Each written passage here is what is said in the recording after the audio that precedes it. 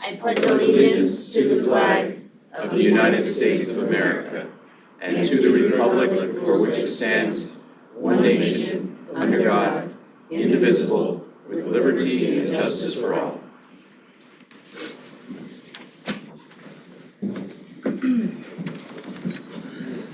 Thank you. Next item on the agenda is citizen comments. This is an opportunity for citizens to address the council on agenda items or other items they wish to bring to the attention of the council.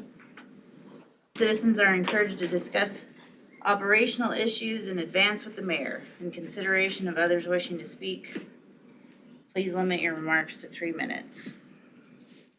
Are there any public comments? What do you want? Right here? Yes. Ken Cron, Lewiston. I just, and I don't know where this is, but on February 13th meeting wasn't posted in the Tribune. And I don't know how that affects the open meeting law or not. I didn't know anything about it. Other people didn't. And then at that meeting, it was voted on to accept a roundabout and a $36,000 towards the community city parks. And I don't know where that sits with open meeting laws, but because it was not in the newspaper, we didn't attend. So I don't know law-wise where that sits. And speaking of that, so we missed a roundabout that I knew nothing about, and probably a lot of citizens didn't, on 10th and Burl. And so I've thought about this a ton, and people said because of so many accidents, and people have talked about putting four-way stop in there. Well, the problem is not there at 10th and Burl. The problem's Bryden Avenue. So I see what we have. What you're doing is gonna build from 4th Street to 7th Street, so we're moving the bottleneck on Bryden 3 blocks down the street. So we created a bottleneck down on 7th Street.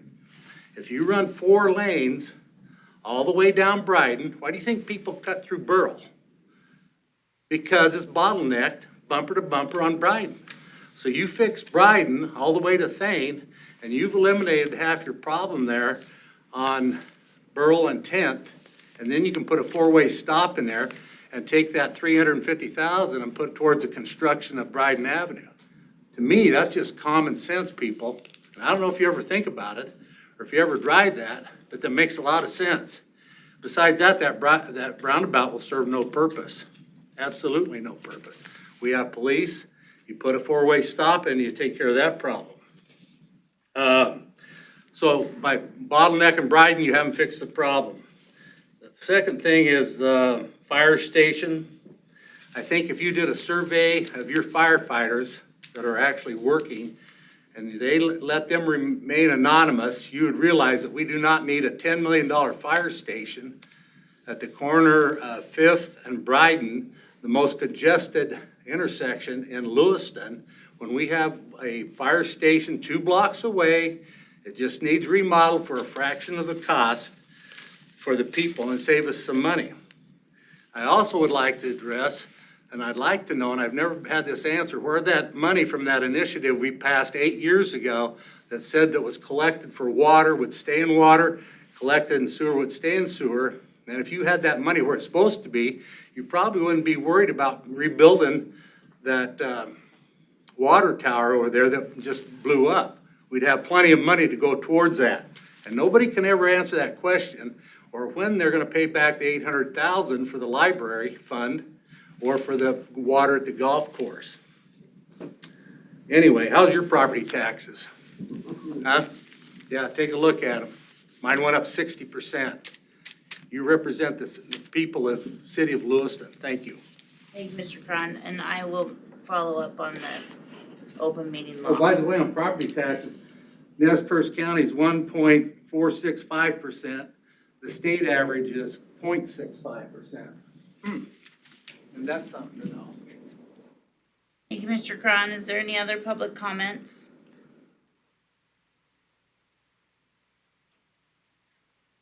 Seeing none, we will move on to the active agenda. Item number 4, Letter A, Resolution 2023-18, accepting a donation of pavers from the Nez Perce County, an action item.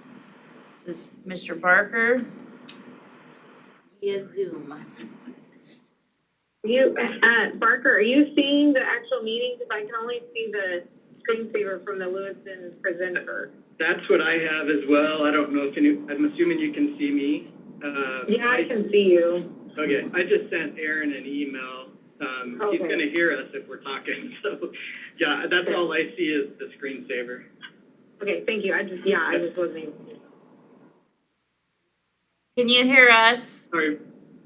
Yeah, can you hear me? Yep, Okay, perfect. Yeah, I can hear you guys. you're Okay, up. thank you,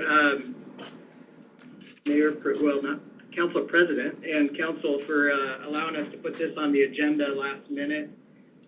Tim Barker, Parks and Rec Director for the city. What this is doing is, I think you're all familiar with Reddick Plaza, or known as Reddick Park, through this information. Has brick within that area of the park, and the county does not want to utilize that brick for anything. It's where a roadway is going to be going in. And so we approached the county. The county declared the brick as surplus. And so we do have interest in the brick as used for Winter Spirit, but then also down at Locomotive Park, and then within our park system, we have a number of different areas that we would definitely be able to utilize that brick. So what this is doing is accepting the surplus donation from the county of bricks. That's all I have. Any questions from the council? Motion's in I order. make a motion to accept or to approve Resolution 2013-18. Second. Second. Been moved and seconded by Counselor Towsley to approve Resolution 2023-18. Is there any discussion? Seeing none, Council President Lickey, aye. Councilor Kleber, Aye. Councilor Towsley, Aye. Councilor Schroeder, Aye. Councilor Forsman, Aye.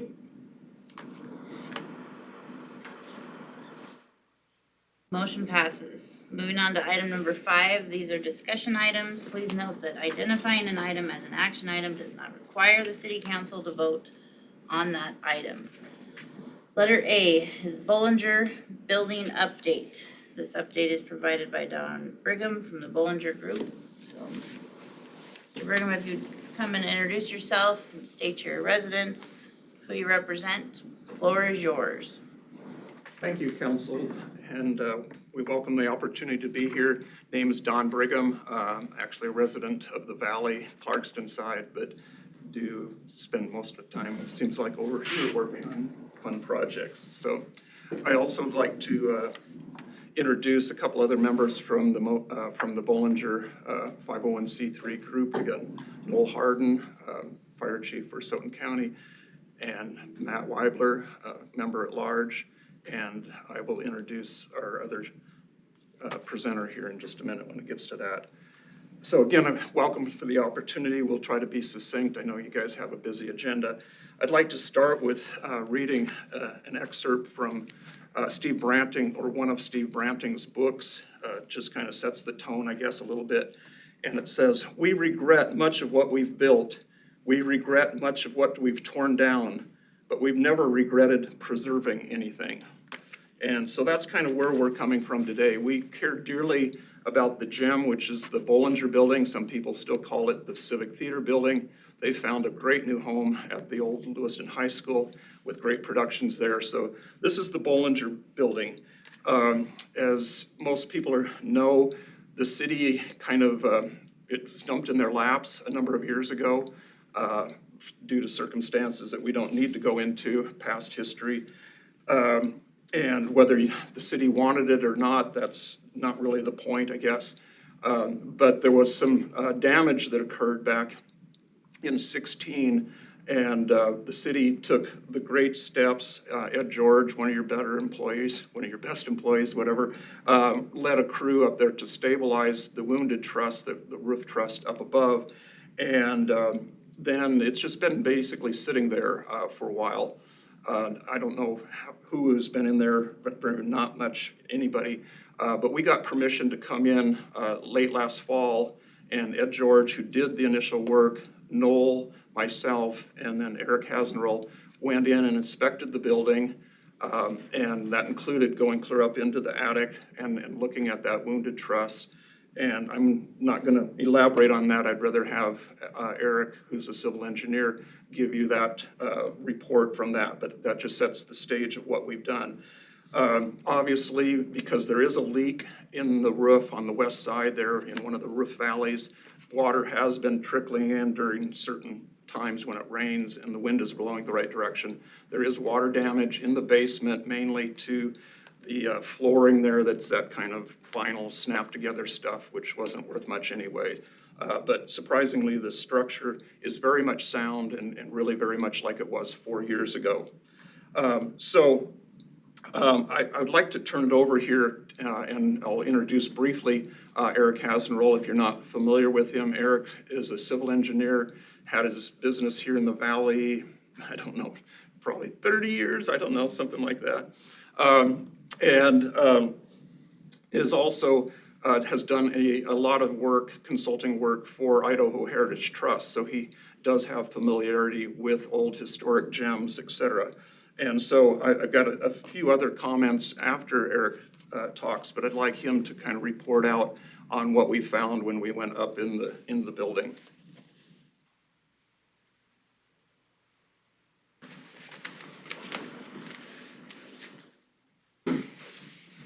Mr. Hasnerl, if you would introduce yourself and your city of residence. Madam Mayor, Eric Hasnerl, Celtic Engineering, 315 Adams Lane. Madam Mayor, council members, we did go inspect the building. The city crew with Ed George did an excellent job of stabilizing their bridge trusses. They're quite large, they're heavy framed, and has stabilized the building. There is some water that is coming into the building, and when the building is not occupied, it isn't heated to help generate that removal of the moisture that would come in, or even water that would come in. So damage is probably a little more, even though it's not as much water as other buildings would receive. When I look at the Bollinger, I should state, I'm not being paid for this. I'm doing this just because I think it's kind of the right thing. When you look at the Bollinger building, it has a lot of the characteristics of things you look for in buildings that you want to see. Does it have an outline on the horizon that is recognizable? Is it of a unique construction that would make it recognizable? You know, is it done by historic people that would make it recognizable? And so it meets some of those criteria. It certainly has such uniqueness. It's hard to say there's another building like it in Lewiston. Now, we can run to Portland and see its sister building that's very similar, wood-framed interior with cut stone on the outside. This stone that was there was quarried out of a mine that is just south of Asotin. It is a sandstone. It is more of it's not the heavy basalt or much stronger basalt. It does wear a little bit more with weathering, but as you see the age of the building, it's certainly in very good shape. There are some things that would be great to be done to it. Every year, every building needs something. You have to provide maintenance. When you don't do that maintenance builds up over time, and then it just keeps increasing in value. I know you've seen some cost estimates of the past. There also has been, the Idaho Heritage Trust had a gentleman come up from Salt Lake City and also assess the building, who does a lot of stone restorations and things like that. He also looked at it and said, you know, it's in fairly good condition. There's just a few things that need to be done, particularly at the parapet wall, the top of the wall, that you see. also in some of the buttresses. And today, we have a lot better techniques and a lot better tools available to us. Epoxy, is one. These pre-hedged drill anchors are another. So there are some things that make it much easier to, restore or to maintain a building of this character. So I think it certainly has some, a character of which the city would hard to find another one like it. I think the struggle is sometimes the use, and maybe I don't want to depart from what they're thinking. I mean, I have some of my own ideas, but it's hard to find what kind of use can you use it for? Because every building, you try to find its highest and best use that it can be used for. And typically that's done by the number of people that you can put in it. The more people I can put in there, we call that a higher or best use. If John was here, building official, he might be able to address that part insofar as just the more people, the higher the use. As to what to do with the building or how to utilize it best, that's, I think, yet to come forward in the group or from the city. But I'd be happy to answer any of your questions you might have. It's the best of my ability. Counselor Towesley? Thank you. Besides the water damage and the flooring in the basement, do you see any other significant structural issues that have gotten worse since the initial closing in 16? No, and really, the water damage currently is not a structural issue. It's we call it collateral or other things. Sure. If not taken care of, it will, over time, develop into a structural issue. Usually takes a few years for that to happen. But no, I don't see anything there. The things that I would tell you would be some of the upper ceiling is taking some of that moisture on. That moisture does need to come out to lighten the load. It will, as the water builds up in the ceiling, just as if it was to rain in here, the ceiling tiles will start sagging. That's what will happen in that building. And then parts of the ceiling will start falling down, just because it's not meant to carry that kind of load. Counselor Kleber? Thank you. And Mr. Brigham might be able to speak to us when he gets back up again, but it seems like about, 6, 7 years ago, we had an engineer's report that reported on the facade of the building, well, the walls, that the mortar, or chinking, if you will, that it all needs to be redone. And there was a map that had 2 different colors on it. One was blue that says needs to be addressed, and then there was red lines drawn on that. Has to be addressed. As far as I know, nothing's been addressed. So when you're saying that the walls are still structurally sound, I'm having a tough time with that. Yeah, okay, so let's address that. Is there some pointing, that's the placement of mortar, that could be done? Yes. Has there been some mortar that has worn out? Because I believe that the building historically had scuppers at the top that projected the water off the roof away from the wall. That'd be a typical detail of the building of the area. Somehow either got removed or something else happened there. So you see where the water runs down the side of the wall, and the mortar has been removed on the outside. There have been a few stones that have fallen, but those are not structural elements. Those the top parapet part of the wall is a part of the building, but it's not like it's this is my opinion, critical to fall right now. Okay, if it would, then it would become part of that having an issue. The building is a wood structure on the inside with this stone thick walls on the outside. So the walls do support the upper roof trusses, but are not supporting any interim walls in between. So it's it kind of lessens the it doesn't need the entire stone wall for the structure. You see what I'm saying? It needs portions. But if not, If not fixed, again, that will become an issue, yes. Follow up? Thank you. Yes, just as a follow-up. So the last estimate I'd heard, and that was just to recover the roof, not to replace the trusses and stuff, at that time was about $275,000, if I'm not mistaken. Trying to find somebody to go out there and do it, but to replace the whole lid was gonna be substantially more. And that's just the lid. Do we have any cost estimates? Yeah, I have not seen those for the roofing. I can tell you that some of the pointing and the gentleman that came from Salt Lake City, his estimate to do the work was around $250,000. That's the only one that I was involved in that I. Talking about different things, so that's fine. Yes. Yeah. Thank you. Any other questions Comment, please? for a comment? Because I think Councilor Schroeder and I actually walked up there to see the repair with, can't remember who it was, but we saw that truss and how they fixed it and stuff. And yeah, okay, it's stabilized, but that's not a permanent fix. But while we were up there, you could see daylight through the roof.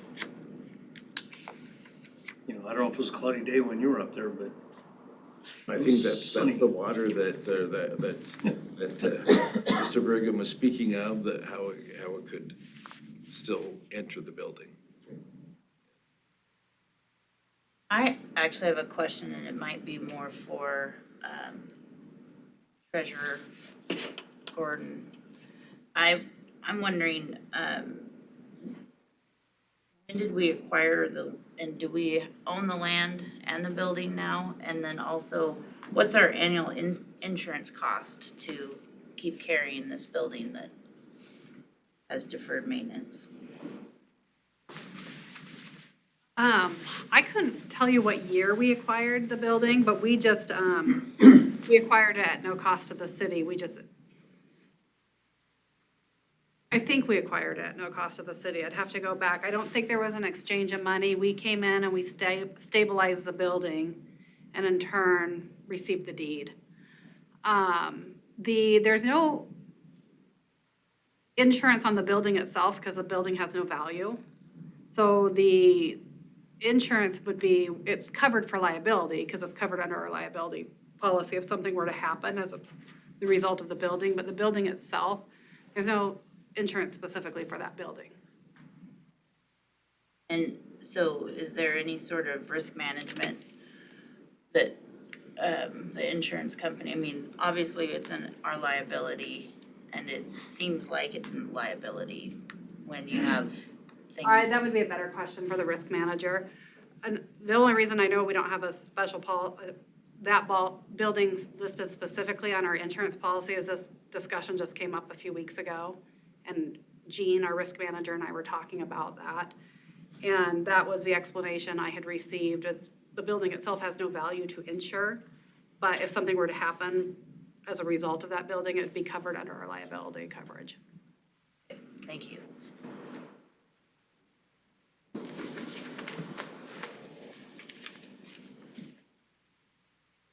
So I would again like to thank Eric for his time and stress that that was all donated. I'm sorry, Mr. Brigham. Would you state your name just because Oh, people are watching? Don Brigham, representing the Save the Bollinger Foundation. So in response to what you were just talking about, I believe that the city acquired it in 2016. John Smith said that's when the condemnation stuff occurred, so it's about that time. So basically 7 years ago. And yeah, the title came from the former Civic Theater Group, just passed to the city. That's how you got ownership of it, I guess. I know that some of you are expecting or looking towards our group to present plans. As we've mentioned in two previous work session reports, it's virtually impossible for any group to go out and formulate plans and raise money when you've got this dark cloud of condemnation hanging over it.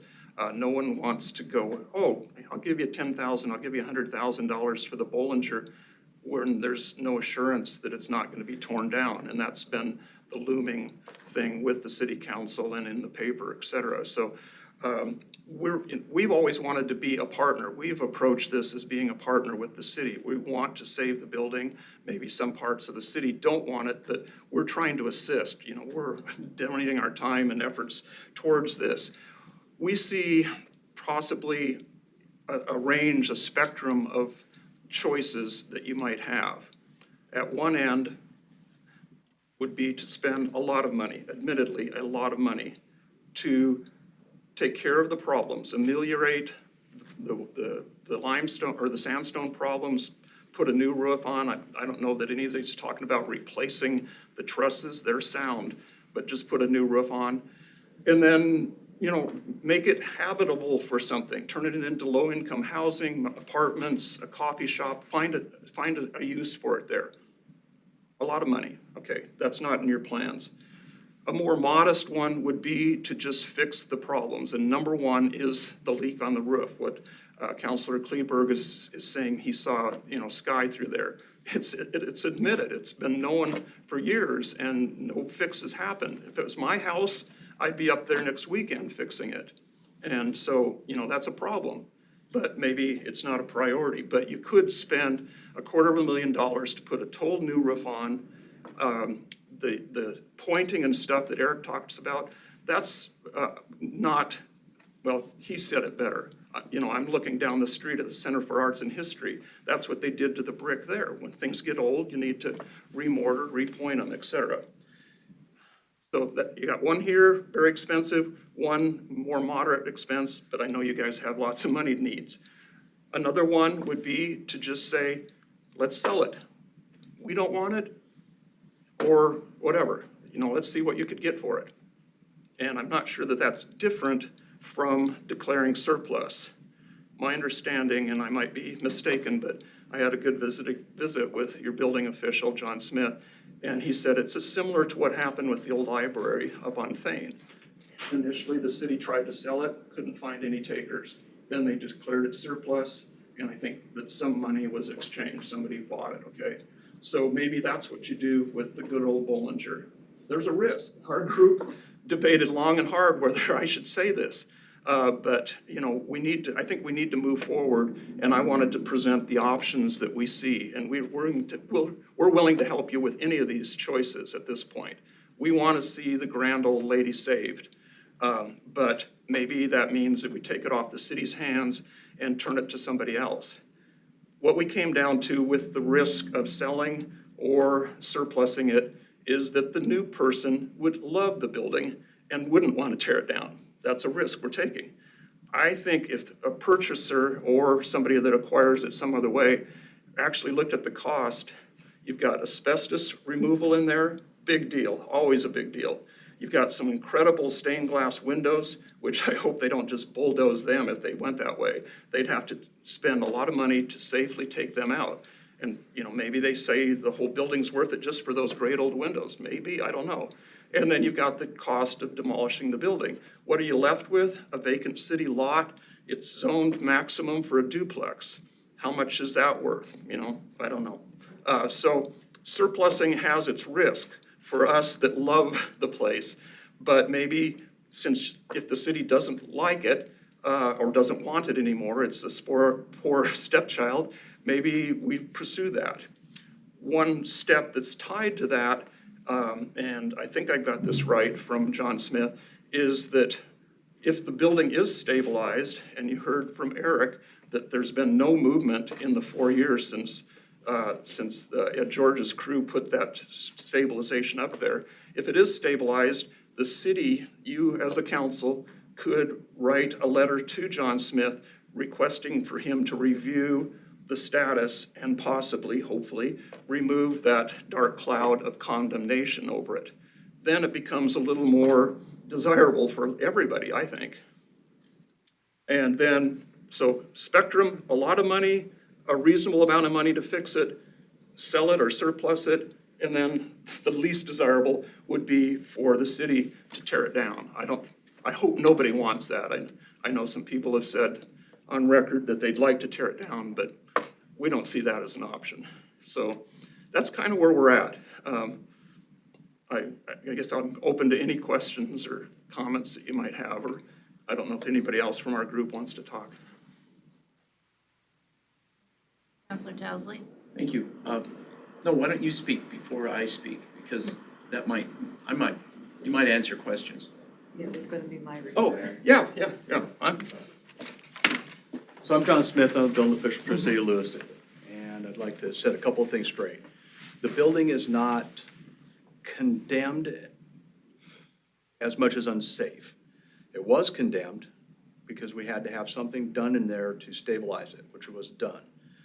It's not been repaired. That truss is still in its failed state. It's just been supported with the structure that was designed to do exactly what it's doing, hold it in place. And if there's still water infiltration, it's still continuing to deteriorate at that truss and the other members. That building is no different than the one we sit in today. Inside is wood, untreated wood. Exterior is a brick, or in this case, a rubble rock. And so as the water gets into that masonry, untreated wood surface, it continues to deteriorate that wood because it can't dry. Known as dry rot, but in this case, it just stays wet all the time. And so as that water infiltrates that building, absolutely right, it's getting into didn't have sheetrock, it actually had a mortar surface, lath and plaster. That's gonna be falling apart, coming loose. Was it structural? We don't know. Is it structural now? We don't know. It would take some evaluation to find some of that stuff out. As far as mitigating the hazard, not only did we support the city, when I say we, I mean the city, support that failed truss in that attic. We also built the shed that's alongside the street in case we do have a rock failure at the top, that it doesn't fall on somebody. It'll roll hopefully into the street or stop at that location. The building is locked, the keys are controlled, so it's not open to the public, it's not an attractive nuisance. Those are all things I require in my code to make sure that the building stays safe. So a letter from council or not, just a request from the mayor for me to look at the building will probably just take us to an unsafe condition. It doesn't fix the problem. If we have water infiltration that's continuing, then as a city, if we want to look at an investment, one of the first things we should probably look is plug the hole in the ceiling and get some fans in there to start evacuating the moisture. Some air circulation would be a very good thing. I did talk to Mr. Brigham in regards to the options with the building, and the process would be is if you wish to sell it is to declare it surplus, then go out for a bid. If the bid's not met, then you have the option to dispose of it as you please. Right now, that's not an opportunity because somebody come to us right now and say, I'll give you $5 million for it. The council couldn't liquidate that because we'd have to go through the proper legal processes. Questions? Counselor Towesley? Thank you. So technically, it is not condemned. It's still written as condemned, but its actual true status is probably more as unsafe. Okay, how do we change that? We can change it to unsafe right now. I'm willing to do that because we've stabilized the building and we have it locked up. We've made it safe in that standpoint as it's no longer attractive a nuisance. But at what point do we go back to condemned status as if we haven't fixed the problem that caused the original rotting members? It's just a matter of time before we have other members and other damage occur that could take it back from just unsafe to now it's got to be. The whole reason for a condemnation is that I look at a piece of property and say it's so unsafe you need to do one of two things right now. Take it to the ground or make it safe, or fully repair it. Well, this has not been fully repaired. It's only been made safe. So it's been moved into the next category lower of just an unsafe building. Do you have a timeline for when it becomes a more critical situation than what it is right now? Right now, if it goes, if we have a We do failure, nothing for another year. you might not have to do anything for another 20 years. It was at least 30 years worth of water infiltration and damage before that truss finally gave up. So it was unknown how long that will take for a further deterioration and more problems. But I'm telling you, it's collapsing, it's just doing it really slowly. Sure. What kind of costs, just ballpark, would it take to be doing the mitigation that you're talking about, getting air circulated in there to start drying it out? Or would that be any good at all until the roof stabilized? Until the roof stabilizes, it's not gonna do much good, because any moisture we're pulling out, we're just filling back up on the back end every time it rains. In August, we'd probably get the thing pretty bone dry, but, otherwise, it's gonna just continuously pull moisture in, even if nothing else. The cost estimates, albeit were quite a few years ago, over a decade for some of them. The parapet and the brickwork that was done, that's very outdated. That's, better part of 10 years old now. The replacement of the roof was from Kinnison Corporation, when they looked at the building as a rough estimate for the repair at $275,000. But that was to completely remove the existing structure, trusses, everything, and replace it with modern trusses and roof deck. So that was a fairly substantial repair. Well, I would just, as part of discussion, I think if we are able to move this, we have a group here that wants to work on this, but if we have a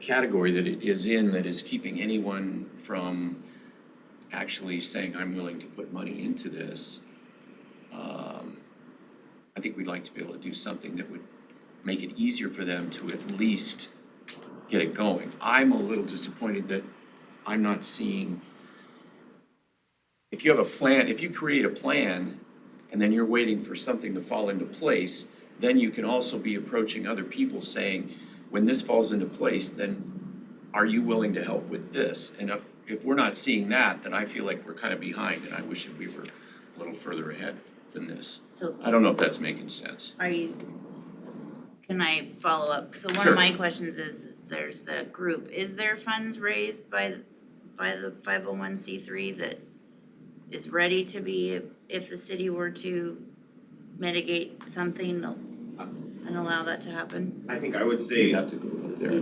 Go up and So, introduce yourself. we are. Thank you.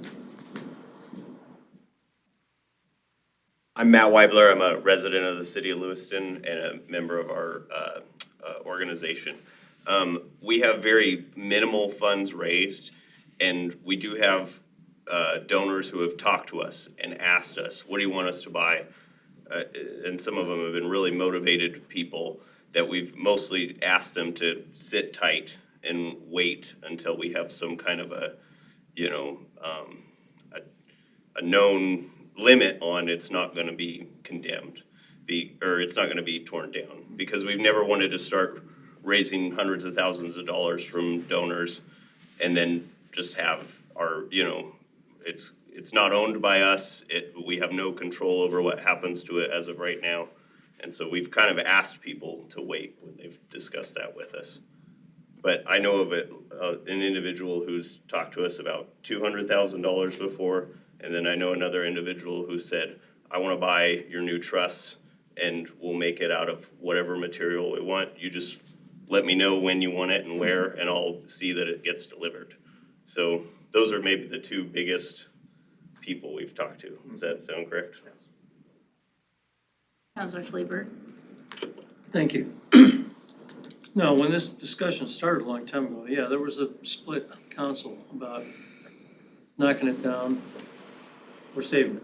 Mhm. And that was part of the interest in forming the 501 to get donors, and then we expected reports back periodically on how that was going. None of those talks, to my knowledge, ever materialized. I'm still having a tough time with, people thinking it's not gonna take that much. I think that, refurbishment of that building is gonna be north of $2 million, every bit of it.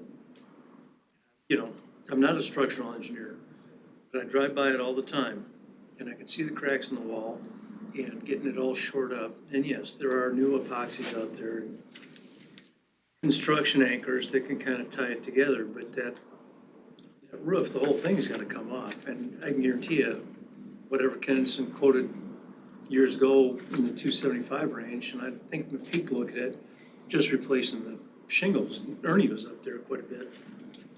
It's gonna be a heck of a lot more than that now. So, I mean, you'd be looking at $500,000 to lift the lid off and put a new one on. I mean, I guess that's the question I have is who's gonna pay for it? Because we've got lots of needs for existing buildings in the city. You know, the big reason that the city took over ownership was because if something did happen and a block came flying off that wall and smashed into a car driving down 8th Street, you know, who are they gonna go after? Not gonna go after the Civic Theater, they didn't have any money. So they're gonna come after the city, even though the city didn't own it, knowing that we had a problem with this building, so. Yes, Thank you. Counselor. I don't know that this, I mean, you're talking to us like the city has a real interest in this. And I'm not sure that the city has a real interest in it. So I see a solution that we take off, that it's condemned and put it to whatever John can do, and you purchase it. And then you're in control of it. I mean, it's gonna cost us a lot to take it down, so it's not the optimal option, right? So I think that since, I mean, I'm not speaking for all of council, but from my discussions with them, I don't think we have a great interest in it. So an offer, and maybe we can get it stabilized to a level of, that you can tolerate, that doesn't say it's condemned. Counselor Chowsley. Go ahead, Don. Well, I appreciate all the comments and the discussion. I'm not sure, and I'm just one member of our group. I'm not sure that our group was ever organized with the intent of taking ownership of it. Our group was organized to save the building and to find a savior for it. I make a comparison that's not an apples for apples comparison, but we've got another great building right down here on Main Street with the Liberty Theater. They are in a better shape financially and physically, but they're still waiting to decide what they're gonna be when they grow up. You know, there's lots of things this could be. There's a great, Eric makes a comparison with buildings over in Seattle and Portland. There's another building in Pullman that is almost identical to the Bollinger. Looks like it was its twin with the rock and everything. It was an old church. Now it's a multi-unit apartment thing, which has a waiting list 2 years long for people to live in there. That could be a use for this. There could be lots of things happening. It just needs to be saved. So, you know, woman, council member, Kathy, you know, that's why we presented this range of spectrum. You know, I think it's gone kind of back and forth and it's been quiet for a while. And I know you're expecting us to come in here and say, this is the plan, this is a plan. We don't have that for multiple reasons. COVID, you know, took the air out of everybody's sails for 2 years. But again, the main thing was that there was this dark cloud hanging over it. And so if that could be lifted, then perhaps the option is to take whatever steps to either sell or surplus it. And then maybe somebody else will come in. You know, there's a couple of developers in this town that have done great jobs with other buildings. Maybe they would be attracted to the Bollinger. Again, our role here was just to save it and to partner with the city and assist however we can. And we'll continue to do that. It's probably that's it. So can I, thank you, because I've been wondering a few things and it is a little difficult to try to figure out when and how and things come about. And so this is just a discussion today and I really appreciate the information. I would encourage you to stay for the next discussion item when we discuss the rest of our facilities. And just from my observation, I can't say that I would vote to spend any money of the taxpayers' money to save a building that continues to build more liability for the city. And I think that that's some of the hard conversations we're going to have. I think it's a beautiful building. I've lived here my entire life. I'd love to save it. I'd love to write you a check as well.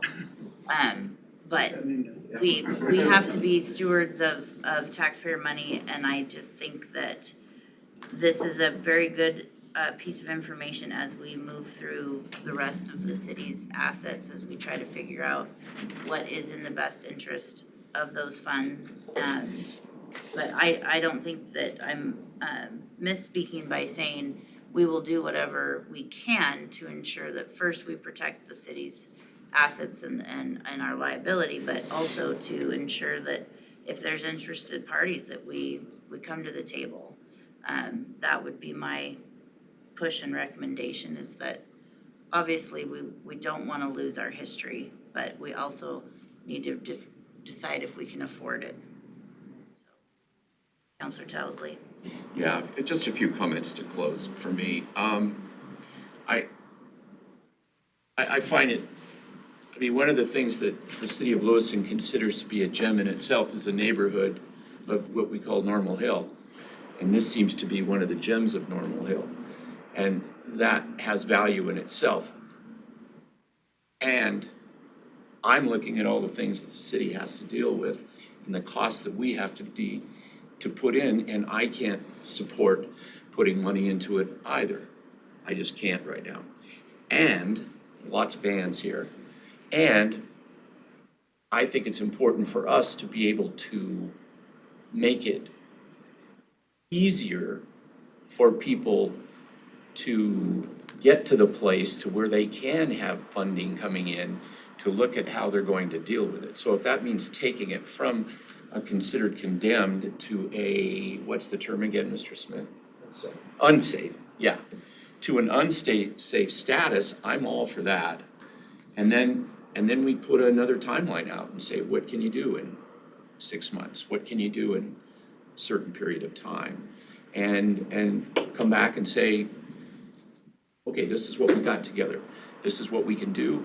We're rolling, and then we can keep that communication going. If nothing's happening, then we have to move on reducing, as you say, the city's liability. So that's kind of where I am. Councilor Schroeder. Did you just make a motion? I believe I didn't hear did. it. I might I have. didn't hear it. So would you like No. to make?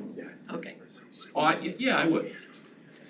I would like to make a motion to change the status of the Bollinger I would, structure. I think you have to direct staff to investigate whether that's a. Okay. Who do I address this to? I'd like to direct staff to investigate whether we can remove the Bollinger from a condemned list to an unsafe list. And I'd also like to put a timeline on having the Bollinger Group visit with us again about the status that they've been able to achieve or the movement they've been able to make because of the change that we have given to that building. That's a lot. I'll second that. I'm just looking for legal to give me the nod that we can make with- that motion. And I've sort of served as a liaison with the group, and I would like to have, I would like to be involved in the meetings and to have a sense of what's going on with it so that it's not all a big surprise when it happens. That motion. Yeah, you want me to read back what I Might got want and to then do if we that, need because to. I think our legal gals need to hear the motion as well. My English teacher wife just tortured me. So correct me if I've got anything or need to add anything. So it's a motion to direct staff to investigate whether the Bollinger can be moved from condemned to unsafe and put a timeline on having the Bollinger Group visit with council, again, reporting the progress they made. 6 months? 6 months. What? Gonna move it along is 6 months. He'll be drying out then. It's your motion. Go ahead and you 6 pick the months. time now. Okay. Timeline of 6 months. Are you keeping your second? Yes, I'm keeping my second. First part seems like it would be something that the city could do. However, the second part requiring the Bollinger, or Save the Bollinger Foundation to re-meet with the city might not be something that you could motion for, but more encourage them and set a timeline that the city will review it in 6 months. But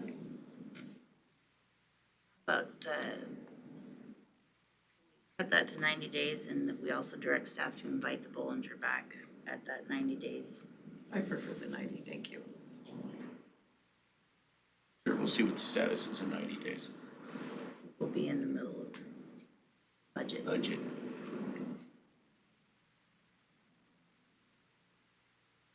Friendly amendment. Your notes. Anybody want a second? I keep my second. Seconded. Okay. Did you have any questions or comments, Counselor Forsman? Nope, I concur with the statement of not being able to spend the funds on it as much as I would like to, because I think that building is it's historical and amazing, but we're just not at a time that we can focus on that within the budget, with having so many other buildings that need attention and roads and endless amount of things, so I have no comment. Okay, well, I guess I did have comments, but that's my only comment. Are you good? Yeah, great. Any other discussion? All those in favor signify with an aye. Aye. Aye. Aye. Motion passes.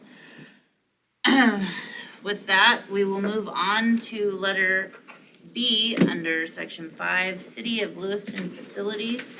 This is an overview of city-owned facilities and maintenance needs. This could be considered an action item. Valerie, if you'd introduce yourself, the floor is yours. Hi everyone, my name is Valerie Warren. I'm the facility supervisor for the Parks and Rec for the City of Lewiston. I want to start off before I get into the slides, giving you a little bit of history on myself and on facility management. So I came from a very large corporation 3 years ago, and I came back here because I grew up here and I wanted to come home. But what I learned being at such large corporations is best practices for facility management and how to stay in budget or cut your budget every year, because for them it's all about the bottom dollar. And safety in those large corporations that make billions of dollars is also a must-have. So your procedures and policies and the way you do things is very regimented. That's why I was so excited to come back home, because I get the opportunity to bring my education and my skills here to help my local city. So when corporate companies, when they go to run their businesses, it's all about the bottom dollar. And whichever way is the best use of money is what they go with. This is because the maintenance of buildings is usually one of the highest costs to run a business. So have you ever seen a large corporation purchase old buildings and remodel them? It's very rare. This is because it costs a lot more money to maintain old structures. If it was more cost effective and the best use of their money, they would keep the old buildings. But because it's more budget friendly in the end, far as maintenance goes, they buy new ones. And it looks good to their investors as well. But it's 30 to 40% more to maintain an older structure than it is a new one. This is because the structure itself is older and not as efficient in heating, cooling, as well as lighting. That said, studies have shown that new, well-maintained buildings improve employees' productivity by 30%. That's 300 free people with a staff of 1,000. That's pretty huge. Not only that, structures themselves require more maintenance and more to maintain the exterior. In 100 years, materials have come a long way, and new building structures will last much longer with less maintenance and old buildings, especially in sunny areas because sun breaks down exteriors of surfaces faster, requiring more work. Large profitable companies get new buildings to keep maintenance low and provide a healthy, well-lit workplace space, which increases productivity. This is a subconscious thing. It's not like the workers sit there and think I'm working harder now because I'm really enjoying the space. They don't think that at all. They've just proven from putting them in new, well-lit, properly zoned spaces that their productivity went up. So even where I worked, they even created relax stations. I'm not suggesting that, but they did create relax stations and more conducive environment for the staff. They do this because it affects the bottom dollar. They even presented many other large businesses with this information. It is now a standard among large companies. Proper maintenance also shows you that you are taking care of what the investors funded. In our case, that's the public. Many citizens just want to keep our costs down, which I agree with. But what they do not realize is an old, not maintained building will cost them a lot more than a new, well-maintained building. It's all about the bottom dollar and being good stewards of the public's money. Keeping old, inefficient buildings is not the best choice. In fact, getting rid of them, if you can, and getting one that would work better is a much more effective use of money. For example, say you take 4 departments and combine them into one large building that's new. It has proper heating and cooling systems. It has a solid structure, good roof, proper lighting, which is actually very key nowadays. They share the same break rooms, bathrooms, conference rooms, power bill, water bill, and maintenance cost. Therefore, you drop the cost greatly on a building. This is why some of the companies, large corporate companies, have figured out how to merge their groups into smaller zones, same amount of people in 1/4 of a building instead of the whole building. It of course takes money to do that, but it's money well spent, they've learned, because not only do you get more people in one building, meaning you're not paying for the other one, you get an increase in productivity. So at this point, I've got I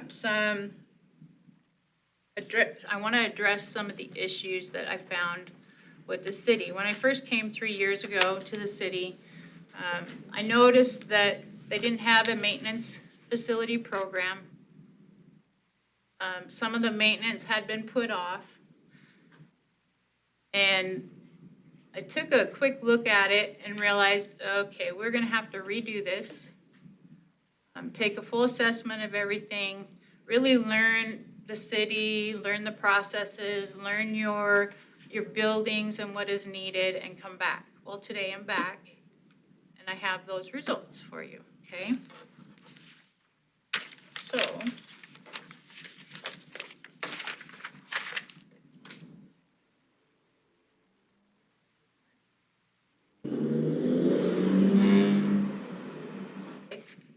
slide guy, there you go. So, who and what is facility maintenance? Custodial maintenance of building of city facilities is in City Hall, Bell Building, Community Development, Old City Hall, which is Public Works, Liston City Library, Police Headquarters, Police Training Center, Fire Administration, Community Center, Fire Stations 1, 2, and 4, Normal Hill Cemetery, and Service Center. I have 4 full-time custodians and 1 contracted custodian. Facility maintenance manages day-to-day facility needs and small projects at those 23 facilities. I have an electrician, an HVAC, and 1 general carpentry for 3 full-time facility maintenance technicians. Management of facilities is oversight of facility staff, needs and wants and requests, long-term planning, budget management, coordination with department supervisors. And myself, one full-time facility maintenance supervisor. Annual funding for facilities is through the general fund division with Parks and Rec.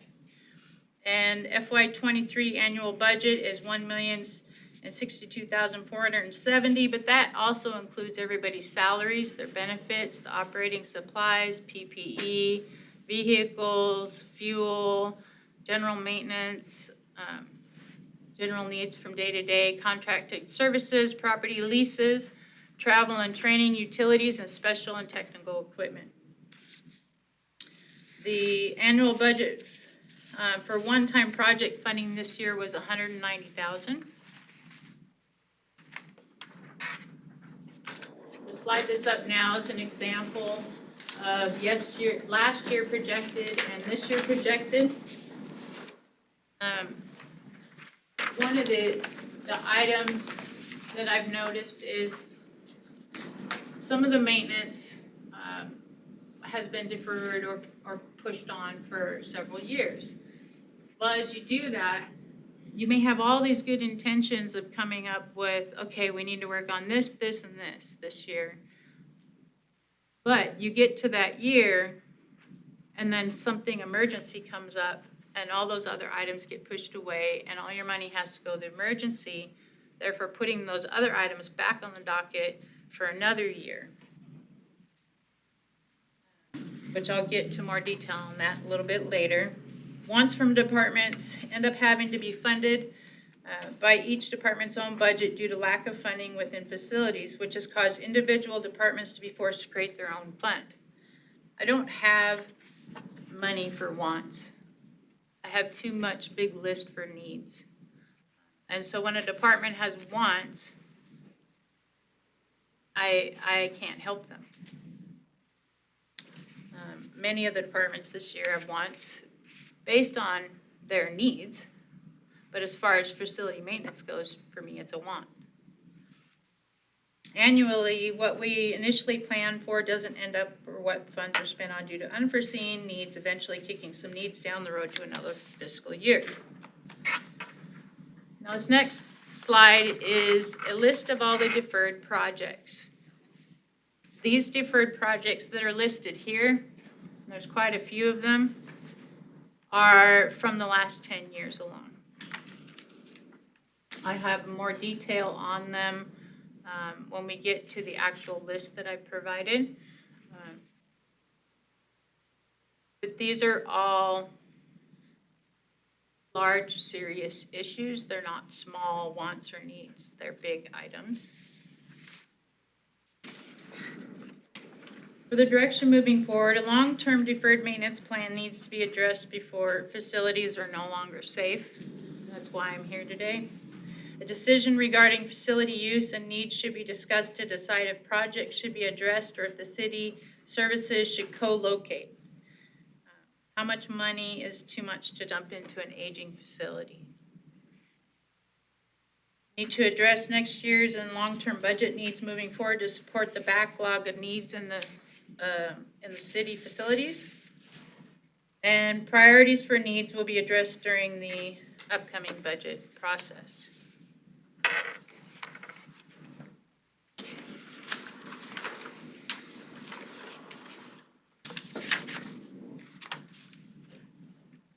Total facility needs, I've got at over $10 million. I went through every building and found every item that was urgent.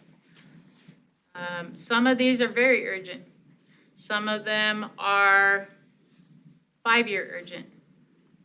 Some are maybe could make it to 10 years urgent. But most of them are within the next couple of years. Another important thing is you look through, as we go through the list, if I were to have one more staff member that could help my general contractor, who's my general maintenance guy, do a lot of the work, I could save $1.7 million in outsourced work and have them do it. Right now, my guy does not have enough time to get everything done on the list.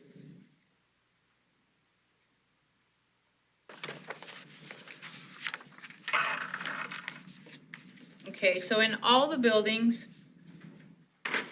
I wanna have all the lights updated inside and out.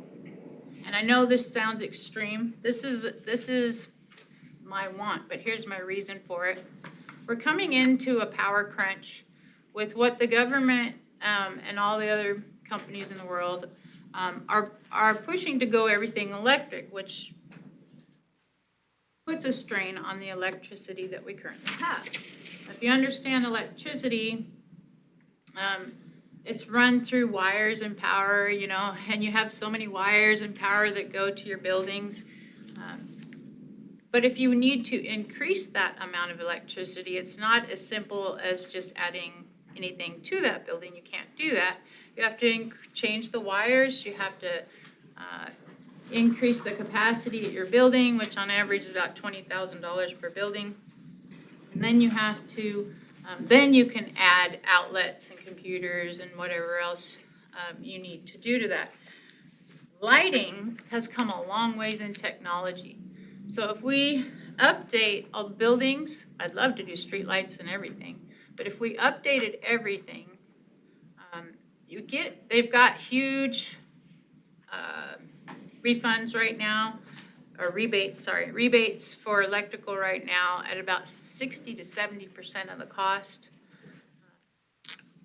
In turn, you pretty much, by the time you're done, you would almost break even because you're decreasing the cost of your electricity by the same amount. So it's almost free. And they're doing this because the power companies don't have enough power supply. And their infrastructure is not built up enough to handle all these electrical items that are coming into our world. And so they're offering these great rebates so that they will be able to supply power to people's electric vehicles or electric ranges or whatever it might be, all the computers added, the growing amount of people in the world, all those things add into the use of power. Valerie, Yes. can we talk about our utility bill right now? Like, for example, what is your average bill for the community center? The average monthly bill for the community center is $20,000. That is because it has mostly older lights, except for the newer Parks and Rec office, which just got upgraded. The rest of it is all outdated lights. It has outdated electrical. It has outdated HVAC systems. So you add in all those outdated items and you're pulling a lot of power. And the power is on because it is open to the community, correct? Correct. But you do have empty space, offices, those kind of things that could be. There's a small group of empty offices that is supposed to be taken by transit pretty soon. Most of it is just event space that's occupied some days and sometimes not, but the power still needs to be on, the heat still needs to be on. That's 20,000 per. Month. 240 a year, over 10 years. Yeah. The city You could pays have bought a millions building. in power. So if we pay, you figure out the percents, it's kind of a wash to do a full upgrade. Of course, there's a lot of labor involved in it. I mean, at 70% back, over $1 million if we went to updated to LED. Now it's a $300,000 price tag essentially to upgrade. Correct. And Avista would do free estimates for all of that for us. That's something to keep in mind as the world goes to more electric items. We need to be able to free that up so that we can use those and or not crash the system. Just like, I don't know if you know, but power companies do a lot of planned outages right now. They do that to reboot their systems because they get so loaded, kind of like your cell phone, and a cell phone that gets old. The older your cell phone, the more you have to turn it on and off because it starts freezing. Power's the same way. That's why they do those. There's a lot of items, well, several, mostly from the fire department, that needed to be added for their department, but those items somehow never got added into my budget for the maintenance. Like the garage doors, they cost me about $10,000 a year just in regular maintenance because they're used how many times a day. So they require a lot of maintenance. Their vehicle exhaust systems is another one. That's a newer thing. It was never put in the budget. But the annual maintenance of those is around $8,000 just for the annual service.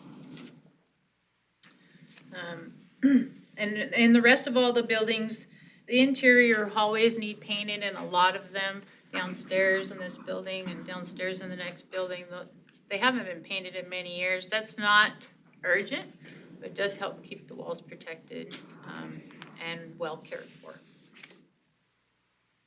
Then we've got the Bell Building.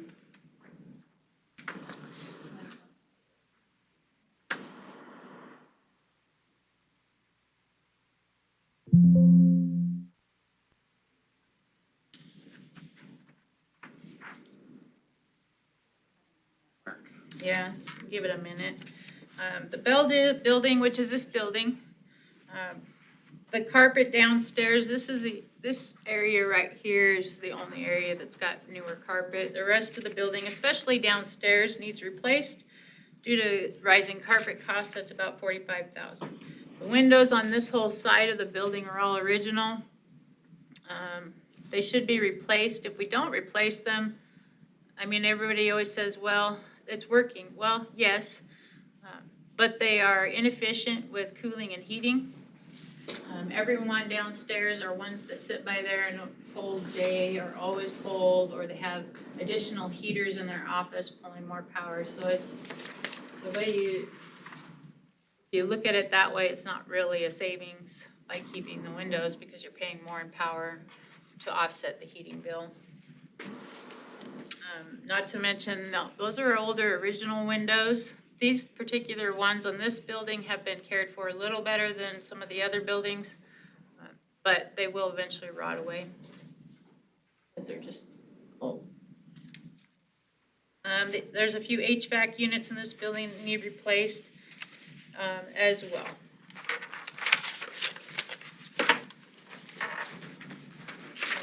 All right, Bryden Canyon Golf Course.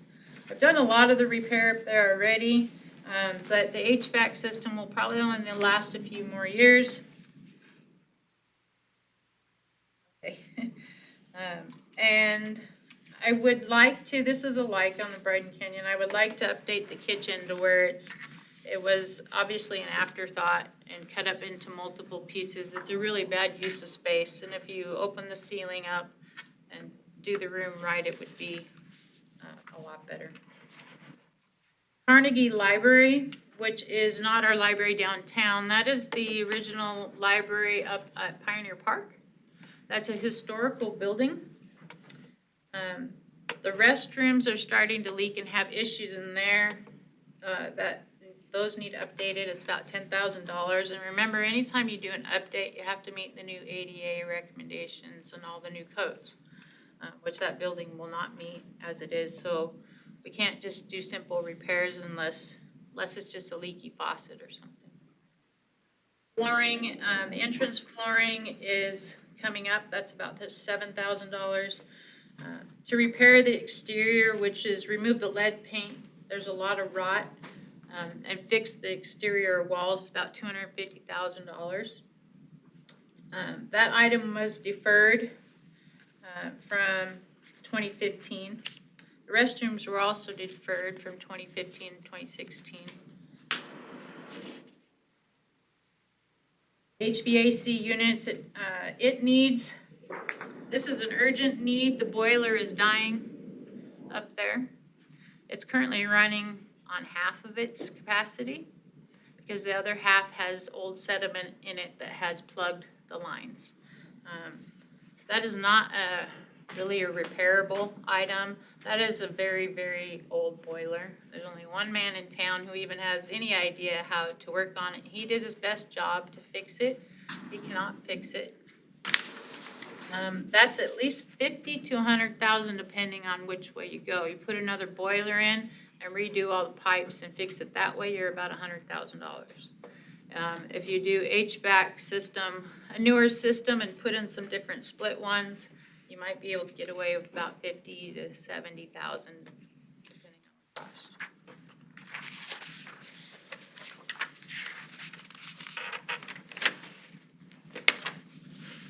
City Hall.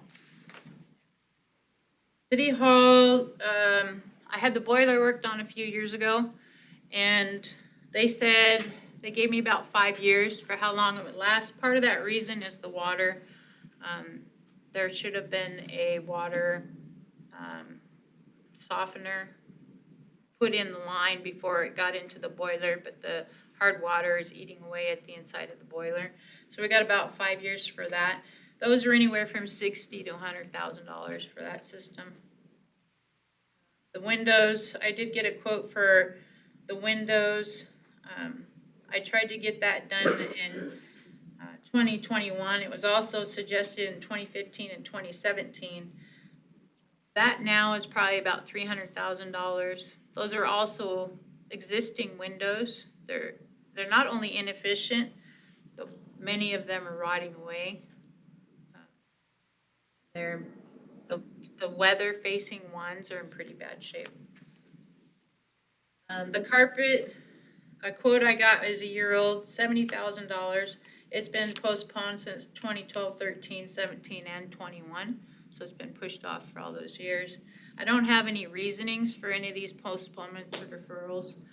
I just went back and looked, when was it from the records, from the meetings? When was this ever requested? So as I give you those dates, those are the dates it was requested, but for whatever reason, whether it was another urgent need or something else, they ended up not doing it. There's still some asbestos that needs removed in the basement there. I've done some of it the last few years, but about $15,000 more that needs done, and that's been put off since 2012, 2013. The alleyway is pretty bad back there behind City Hall. It's got a lot of ruts and holes in it. It's, I guess, in a right-of-way, so there's difficulty getting people to have ownership of it because of that. But that does need repaired. That's $25,000. We do not have a backup generator for City Hall. When I looked into it, the mayor asked me to look into getting a generator for City Hall. The cost of it was quite high. It was about $500,000. And the reason it is that high is because it's a very old building. And the walls are made of concrete. And nobody knows exactly over all the years where all the pipes and all the wires run. So it's easier, you'd have to tear a lot of the building apart to even find the runs. So it'd be more cost effective to just add power, a generator for the entire building, which is why you come up with $500,000. Basically about the same system that the hospital uses. It needs fresh paint inside on the second floor, and the ceilings are pretty bad from some old water damage in there. The walls are scratched up. It's about $20,000. There's a bunch of granite outside City Hall on the main steps and the sidewalk. It's kind of hard to see because it's old and it hasn't been really restored or maintained very well. It needs restored and resealed. On the front steps and sidewalks, about $15,000. The chiller and the back room HVAC will need replacement. The back conference room was proposed in 2017. That's about $260,000. When I mentioned these large HVAC units, they are at least a year out. which makes it difficult for city in asking for funds, in my case, because a lot of them need custom built.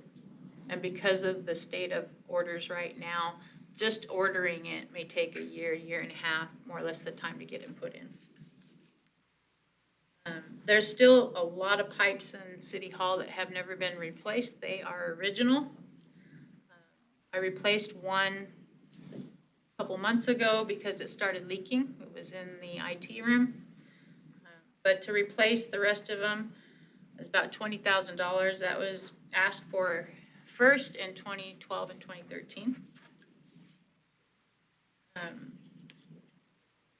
Finance needs a door and window moved and things around so that they can better configure their space.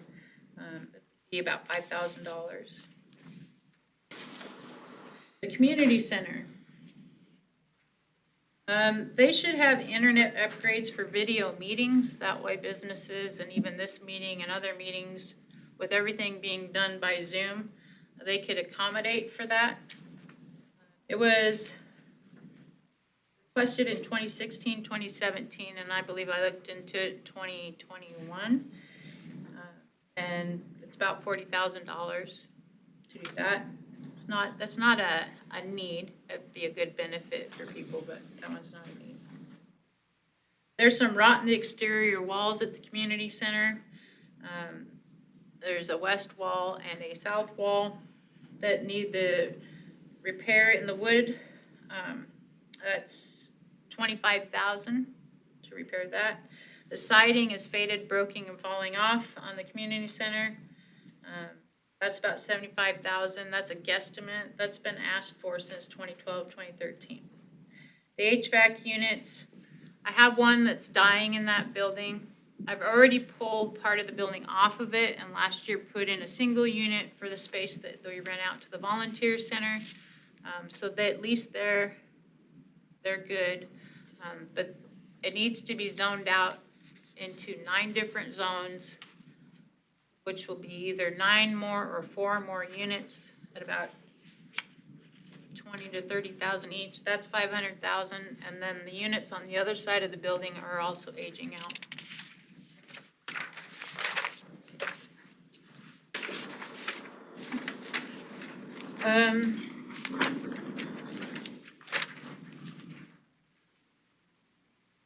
Facility maintenance annual budget.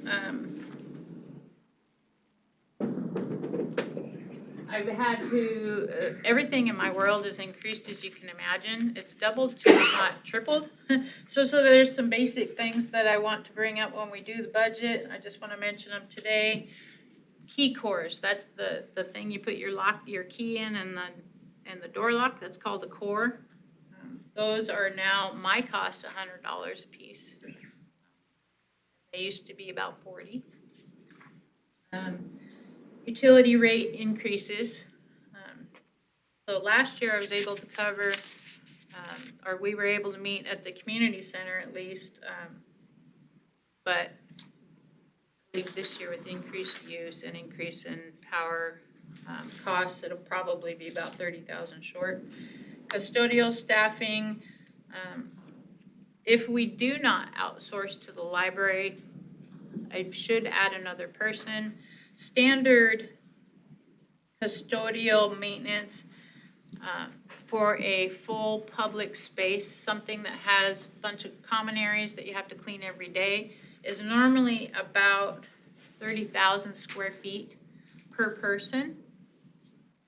The library is 50,000 square feet. Therefore, they really struggle to get things done. That was requested in 2015 and 2017 as well, but denied. Maintenance supplies, my guys need a new scissor lift. It'd make it a lot easier for them to just get their work done. But those, and some roof hatch ladders, and those are expensive. It's $40,000, delayed from 2013, 14, 15, and to today. And I would like to add a facility maintenance tech, like I said, to help my maintenance guy with benefits and everything. Is about $80,000 a year, but it's a lot cheaper than $1.7 million. Fenton Gym, Benton Gym needs a new roof, which was approved for last year. It has not been done. It has the same roof the community center had. The roofing is failed. It is like a weather-worn tarp up there right now.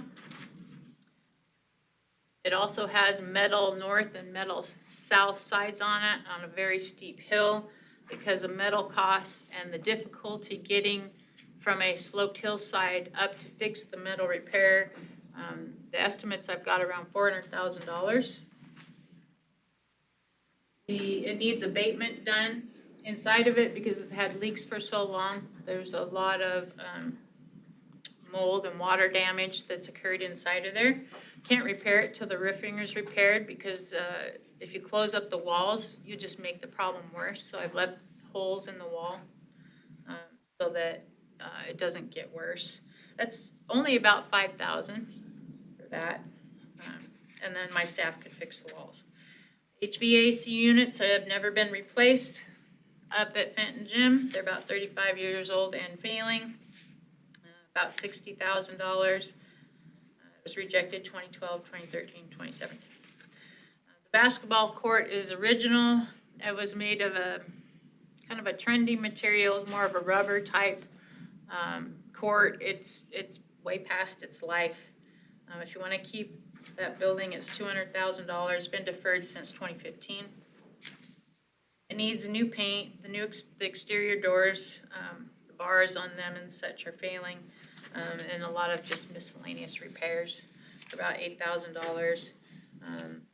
There is some carpeted areas in there. They're all original and pretty worn. That'd be about $5,000. Fire admin and general fire stations. The ducts need cleaned. They've never been cleaned at the fire station, so they're air ducts that push out the fresh air. Have never been cleaned. You should clean those a minimum of every 5 years. Even in Station 4 and Station 1, they had never been cleaned in all their years. That's about $11,200. Exhaust maintenance is what I mentioned earlier for the vehicle exhaust. The maintenance per facility is around $7,000 to $9,000 for the technician to come from Utah just to do an annual service per building. They need exterior paint, not for fire admin. It was not approved in the budget in 2012 or 2013. And the entry door needs updated, needs a locking system. The outside siding is cracking. It looks like they maybe screwed it down too tight. And as the weather expands and contracts, it's cracked a lot of the siding on the outside. And there's chinking around. It's a cinder block building, so there's chinking around. And on the south side around one of the offices, the chinking needs repaired. The awning is wore out and needs a new cover as well, and all of that's about $30,000. Fire Station 1. They need to do some painting. All their exterior sheds, which may not seem real important, but if you don't paint them, they'll fall apart because the weather's gonna cause rot in the wood. The garage doors need safety stops put on them. They've never had, or they're not working, and they're expensive as well. Their bathrooms in Fire Station 1 are original, which wouldn't be too bad, but they back then they put in tile, and the water's gotten in behind it, and some of it's broke off and sharp, and they really need gutted and remodeled. They don't have proper air return in them. They need their lighting updated, of course. The carpet in their house section is wore out and stained and loose. The ceiling hatch by the restroom needs repaired. It's falling out. They need to create air ventilation in the dorms. There isn't any. They need to replace the ceiling tiles as well. and their windows are outdated, so all of that about $100,000. Fire Station 2 needs a new generator that is properly sized. That would include a new outbuilding. That's $175,000. It was not approved in the budget for 2022. The current generator they have is the kind you would see at a campground. It's about this big, and it runs a very few things. It runs a light, a phone, a computer. It is also wearing out. I had it checked a little while ago because it did fail due to multiple power surges, which was not the generator's fault, but it flooded. But I found, there's a heater on it that was bad. The guy that looked at it told me it's nearing its end of life, and we might need to look at a new one. They should have one that runs a lot more than a light and a computer and a phone. I did install quick releases on their doors so that if power went out, since they're really strong, those doors are very heavy, but they can pull and push up the doors and get them open. Fire Station 2 nothing's really been done there in the last 30 years. It's 30 years old now. There's been some touch-up maintenance done to it, but the restrooms, same thing. They use tile in the restrooms, and the water and usage, which these guys take a lot of showers because every time they come back from a call, they take showers, and they're on different routes. So several showers a day. Those showers never dry out, so you shouldn't, or they've learned, you don't put tile and grout in showers that are commercial use like that. You use a solid surface so that water can't penetrate in there because it never dries out because they're always taking showers. Their showers have currently rot in them. They need remediated and replaced. Fire Station 2 currently has someone that's sleeping in the living room because they don't have enough room in the dorm area to put his bed. They asked me to put up a wall, and I can't because there is a fire alarm system right there by where he's at, and it's illegal. The kitchen cabinets are falling apart and are taped together. They were kind of a cheaper option to begin with, but they're at the end of their life. They're just falling apart. The manual chain opening system, for when the power is out, I put that in. The generator is outdated and undersized, and can't get parts for it anymore. Ventilation in mechanical rooms, fire alarm system needs updated and redone in the dorms. New thermostats, signage at the station is one request that they had. That was a want. Patio lighting as well is not working. The bay venting auto system does not work, which means they don't have fresh air return working properly in their truck bays, which you should have even though you have a ventilation system. You still need fresh air pulling things through to keep it truly clean air. And I did notice in there, they're getting quite a bit of a haze built up on the walls in there from it, which those walls would then need abated from the soot. Their windows need replaced. They're still okay, but they're definitely wearing out. The one refrigerator is 35 years old.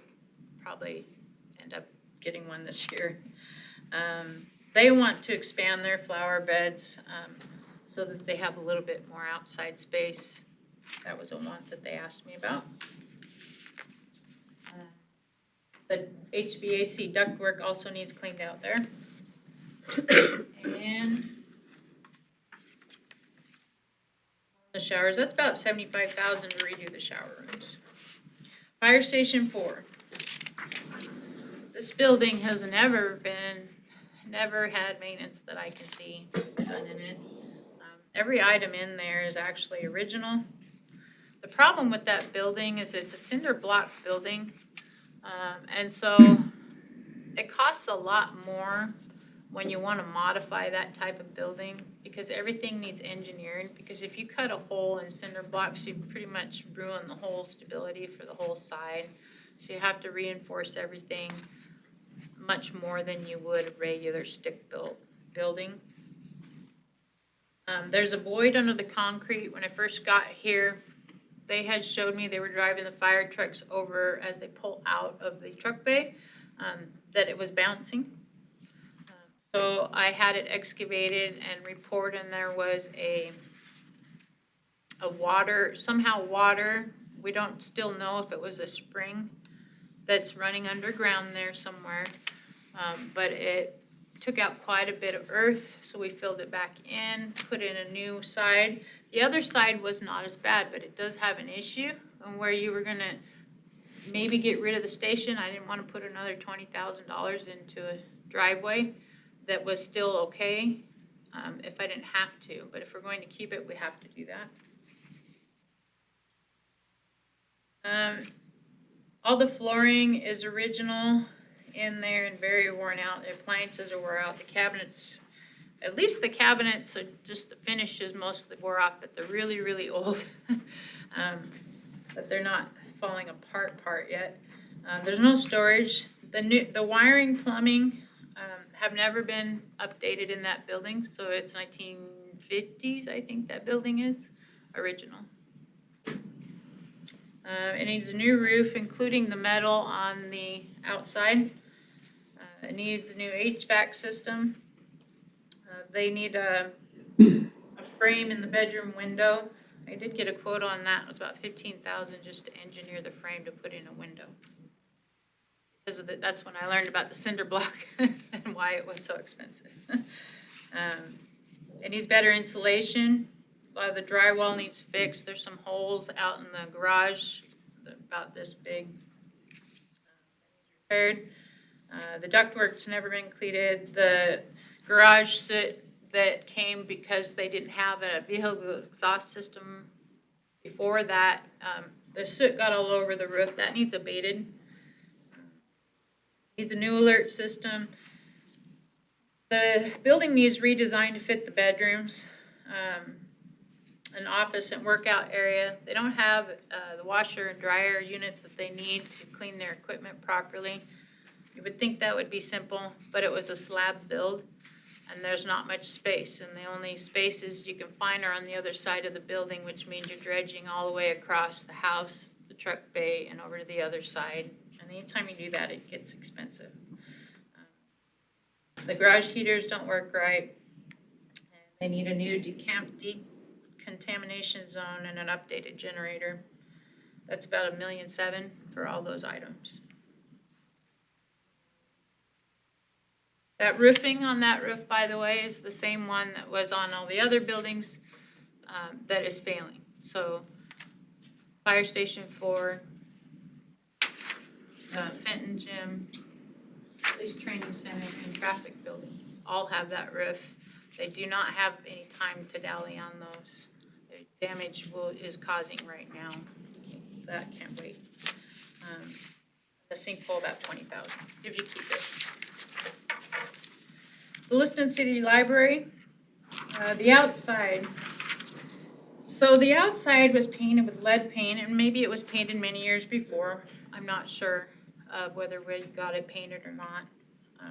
But I do know the brick is disintegrating. And why is the brick disintegrating? It's disintegrating because it's trapped in moisture. Normally when you paint a brick building like that, you have ventilation runs that run through the interior of the wall that brings fresh air so that at least one side of the brick is getting air.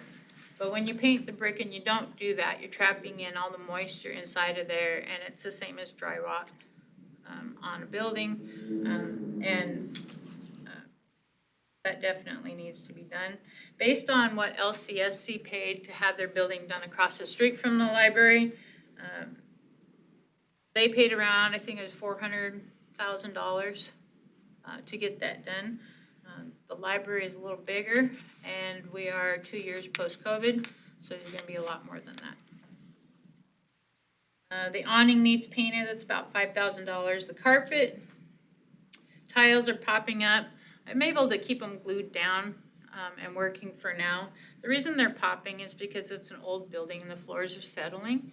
And the carpet was installed directly on the flooring, the original hardwood floors, instead with a floating pad, instead of leveling the floors out, which would have cost a lot more money to do the original install. So instead of not doing it, that's the correct way, not doing it the correct way, they put a floating pad which kind of hides the unevenness of the floors so that the naked eye or foot doesn't really feel it. But as the building moves, the tiles pop and come up.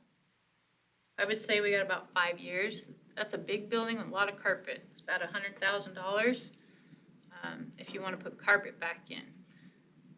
In a normal building, I would say, no, just leave hardwood floors, but it's a library and they're supposed to be quiet.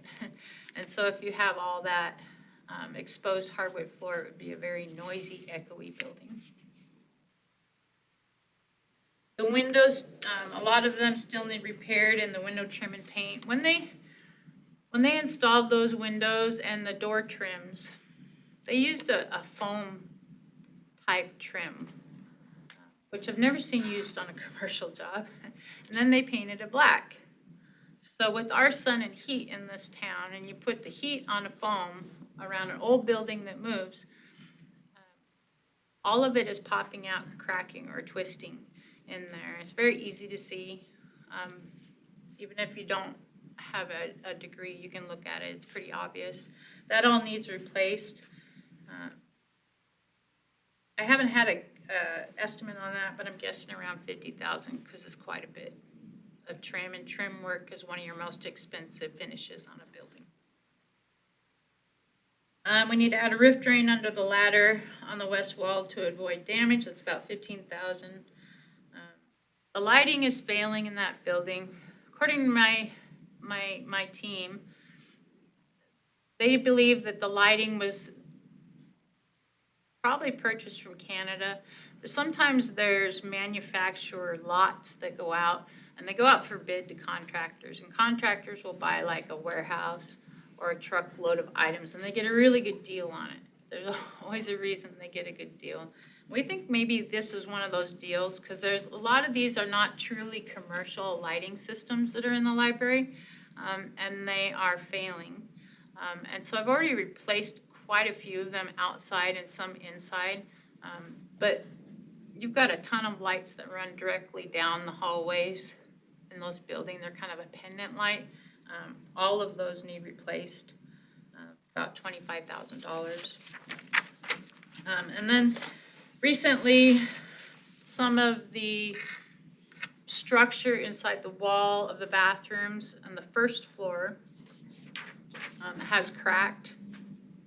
And it's basically a wall mount toilet in there. And when you have a wall mount toilet, there's a framing piece that's hidden in the wall, and they run the bolts for the toilet through that framing piece. That piece is cracked. The only way to fix it is to rip the walls open and to basically redo the whole thing. I cannot find where they left me any extra tile to do that. And so I haven't done it because it's sitting there until I figure out my most urgent needs. So right now it's just closed off. They have other bathrooms, but that does need to be done. Old City Hall and Public Works. The carpet there has been asked for since 2012, 2013. It's about $45,000. It's pretty wore out. The windows, there's a lot of windows that were never updated over there as well. That was asked for in 2012, 2013, and 2017. It was not approved, $70,000. HVAC units, they need some new units over there. They're aging. About 3 units be about $60,000. The restrooms all need updated. The tile's starting to pop off the walls, and they used a cheaper backer board kind of as a wainscoting, and it's peeling and cracking, so that all needs taken off and replaced. That would be for 4 bathrooms, so if my guy does it, it's about $10,000. All the paint needs refreshed over there, about $5,500. That was requested in 2017. And for 2024 needs, Public Works is running out of room. They don't have enough office spaces. They're hoping to take over transit space, which would help them a lot. But they need more than, there's 3 offices there. At this point, they could add a cubicle maybe out in the open area, and some electrical, but the electrical is about maxed out at the building. So even to provide plugins for their computers and monitors and things, we may have to update the electrical. They said they have some funding to help me with that, though. Police Department and Training Center. Those air ducts have also not been cleaned. The bid that I got for that's $11,270. The lighting is failing and needs replaced. I replaced one whole section of there, but we still have 3/4 of the building to go, about $15,000. The generator's in progress, thank you for that. Roofing, it needs, at the training center, has the same bad roof as the other ones. That's about $200,000 to fix that roof. And that's one of those that cannot wait as well. Then we've got the pools. The pools are, at least Orchards was a lot of updating done, but the pool itself is still the original concrete. The plumbing and pool concrete needs replaced at Burt Lips. And something, a coating or something put on at Orchards. I suggested maybe we fill it in with a splash pad or something else that would be more cost effective. Tim said he would work on that. But if you were to keep it original and repair everything that needs done, it'd be about $300,000 for those pools, for both pools. And that's been requested since 2015. To turn the one into a splash pad, I think it would be about $150,000. Then you wouldn't have to staff it with lifeguards either, so that would be nice. And you would have updated plumbing and electrical. That was requested in 2017.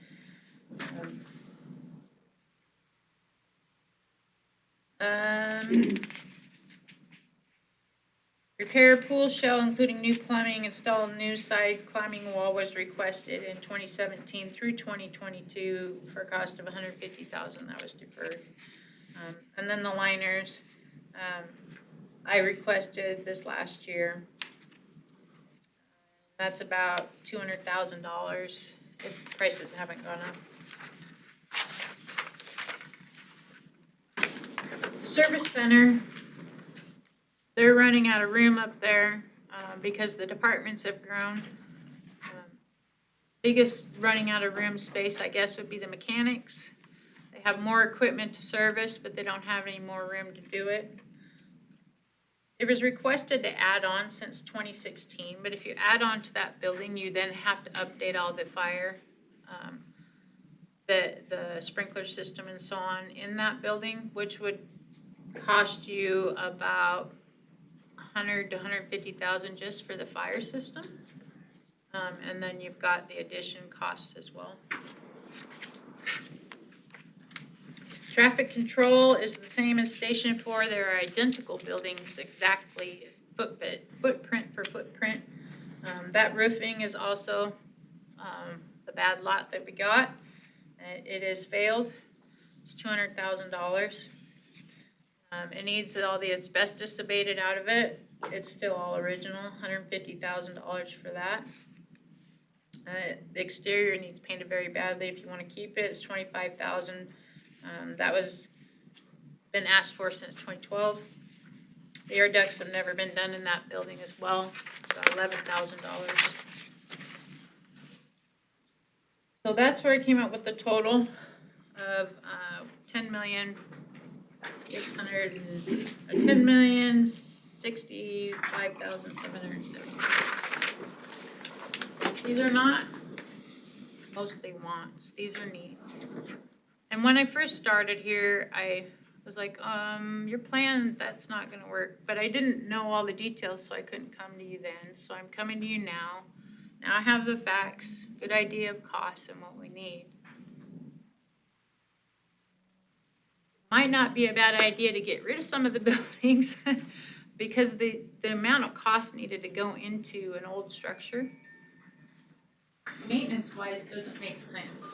Now, if it means something to the people and, or you, I understand that. I'm just here to fix what you have. But I do not have enough funding to do all of this. And even if you approve all of this, it would be quite a task for one person to manage that much work. It would be a very large volume of contractors and different sites. It would be pretty hard to manage that by myself.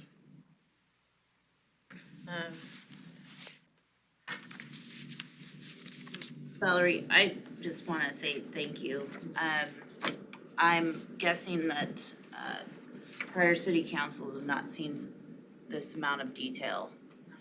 And I think this is a wake-up call for all of us. I know it was for me.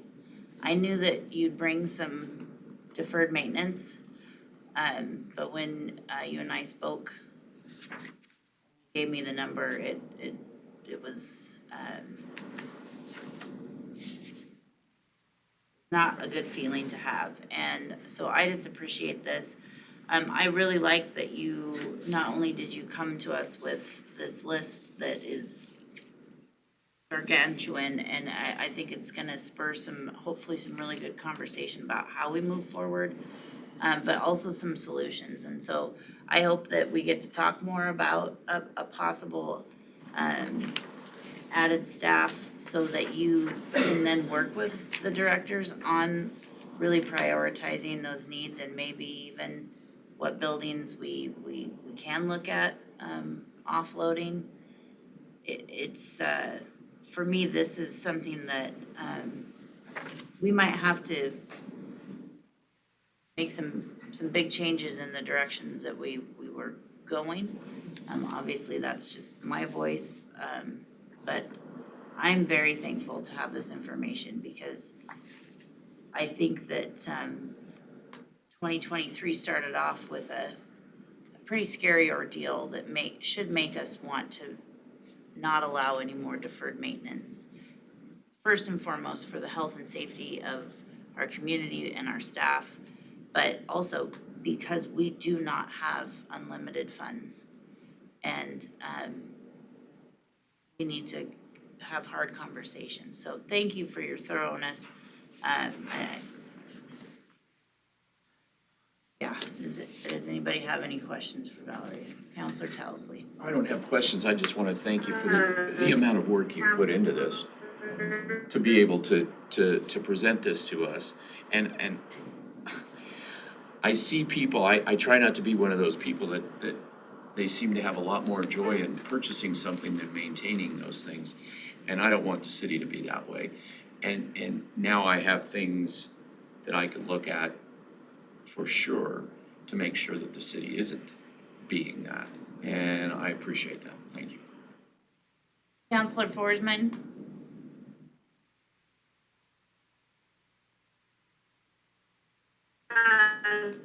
Thank you. Yeah, I have to second that it's overwhelming to see the buildings that have been neglected. And now we're at this point where we need to get this focused and start making improvements so that our citizens can be our beautiful buildings. Counselor Forsman. Being updated, but also not just destroying.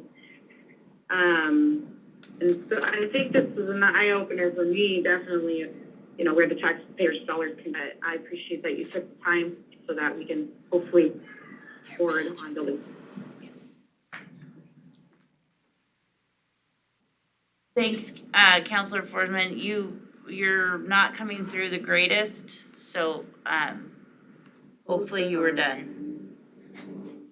Can I just say that, one more thing, that I looked up the cost of what these would have costed. You know, I started a lot of them from back 10 years ago. Would have been about $3 million in cost. Had we done that, every building would be completely updated and repaired and maintainable on my current budget with my current staff. So it hasn't, but we can't keep looking Okay. back. Good. Can't hear. We can't keep looking back. They say that companies that came from, every time you keep looking back, you're gonna run into more walls. So that was that. But we can have solutions to go forward. And once we get caught up, or however you wanna do it, moving around and things or whatever, then it's maintainable from there. So I have a question, and Director Barker, if you're still online, if whichever one. Do you feel like it would be worthwhile for you to spend some time, and then come back to us with just starting off on a base level of buildings that would, on a pro versus con, keep or offload? Because I think that we saw a couple in that list that could be better maintained by, I believe Carnegie isn't even being used by the city, but at least to the Montessori school. I mean, is that something that they're interested in acquiring? You know, things like that that would help us maybe make decisions that long-term would take some relief. Obviously, we're increasing our electrical load right now. Yes, Director Barker? Yeah, we can most definitely do that. Obviously, we've got the groundwork started. I could go another 2 hours if you want me to. I was gonna make you do that, but apparently we're having some power issues. I think this really, There was no second either. yeah.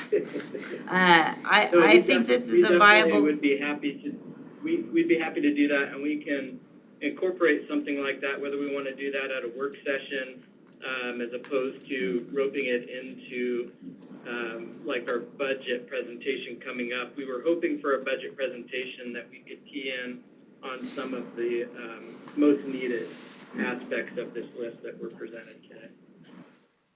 yeah, and I can make a motion, but I think we're on the same page. I do think this is a multiple step, just because there is so much. I don't know that you can bring it straight to the budget and have us make the correct decision. So a work session would be great. We're running out of them before we start digging into the budget, though. So what's a timeline?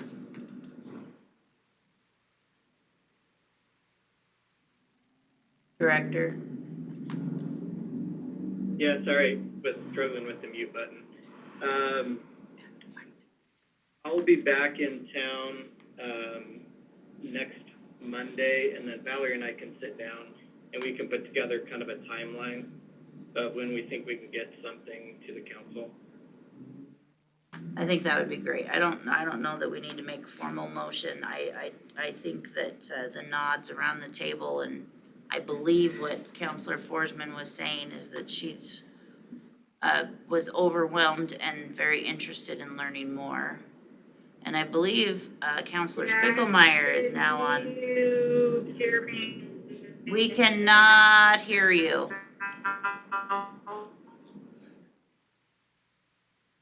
We cannot hear you. If you, I don't know It's how her network, public. it's her network connection, it's not on our end, And it's on can her she end. chat and then we read it for public, or do we just skip?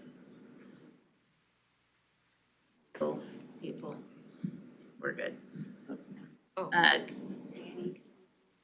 That's fine. Counselor Spiegelmeier, did you have any questions or comments? No, I didn't. Hopefully you can hear me. I've had a heck of a time with my Zoom program here, but as everybody else has expressed, I'm very overwhelmed with the presentation. Yes. Okay. Is there any other questions for Valerie, comments? Motions to walk away from building? I'm just kidding. All right, well, we will let you go, Valerie. I think that's a solid plan, and I'm, will be interested to hear about how we can maybe Okay. work through some of this stuff. It'd be great to find out if ADA improvements and lighting are things that we can go after some grants, maybe community block, especially when it's related to ADA. I mean, I think we have some opportunity to go after some funding, but we want to make sure that you're not overloaded as well, so. But I, again, just thank you for that presentation. Thank you. All right, we're going to move on to item number 6, unfinished and new business. Letter A is city councilor comments. Comments shall not be related to an item currently before the city council or an item that may come before the city council in the foreseeable future and shall be limited to comments, not discussion. Anybody have comments? Counselor Kleberg. Thank you. Hopefully everybody knows that we have another meeting on Thursday in the same building at 3 o'clock concerning the fire department. And I would encourage council, well, I don't know if I encourage everybody from the council, but if you guys are bored, we have an MPO meeting at 4:15. Move it to that room. Going that way? Yeah. Oh, Okay. okay. Be able to make both of them. Well, I'll be there. I'm gonna have to leave and go to that one. Okay. So when you say that room, you mean just that one behind that This wall? room right here. We're usually in this room, so we'll let council have this room. We can fight it out. Sorry, not supposed to be a discussion. Go ahead. No, that's it, I'm good. Anybody I else? had a thought, but No other comments? Yeah. Counselor Chowsley. On a lighter note, today is my youngest grandson's 9-month day, and I've had the opportunity and to be able to watch him for most of his development each day of the week, and it's absolutely a joy, and I continue to enjoy that, and so I wear a lot of hats, and I wouldn't trade it for anything. And it reminds me of an Nancy McLean song, "What Could I Be Doing? It would be any better than this." Okay. We could probably give you a paintbrush.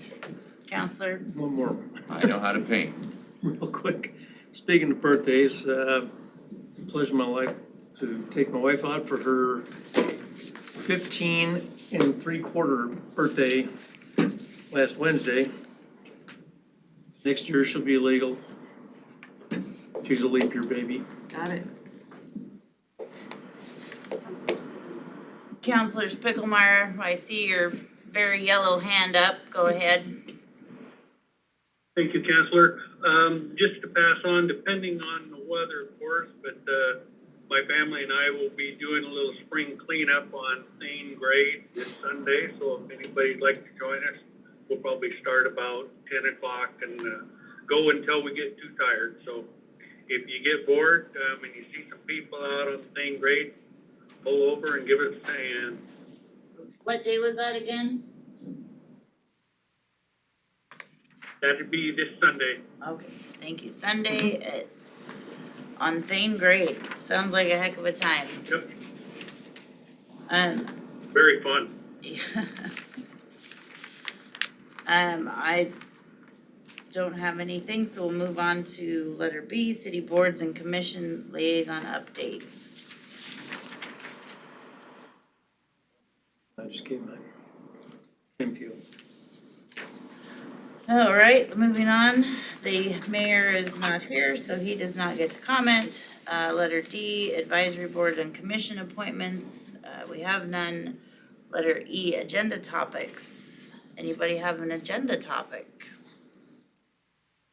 they'd like to bring forth?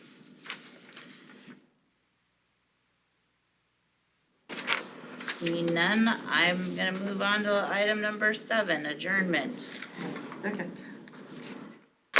I move to adjourn, she seconds. All those in favor? Aye. Aye. Thank you, see you Thursday.